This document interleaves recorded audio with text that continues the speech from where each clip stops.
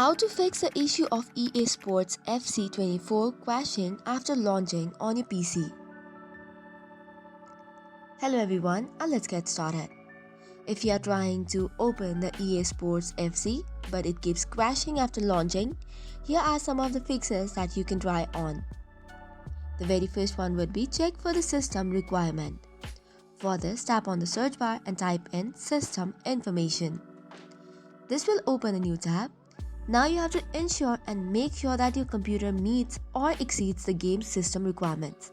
Some of the requirements could be your operating system should be Windows 10 or more, your processor should be in a good state, you must have enough memory, your graphics card should be a good one, you must have a DirectX version 12 compatible, you must have a broadband internet connection, and storage available as well.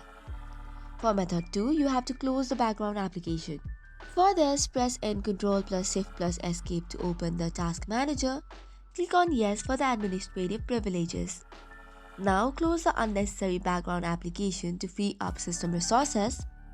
For that, you just have to click on the disable device, right click on it and then click on the disable button. And it should work. Now for the third option, you must click or clear the DNS cache. In order to do this, you just have to open command prompt.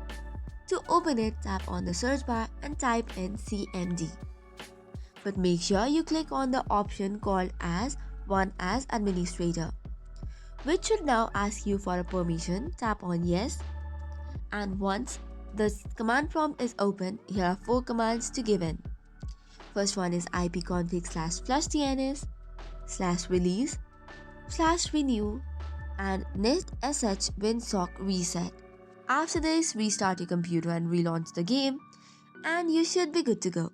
Additionally, there's another option that you can try, which is disabling the Steam overlay. For this, go to Steam, go to settings, navigate to in-game mode, then uncheck the enable the Steam overlay while in game.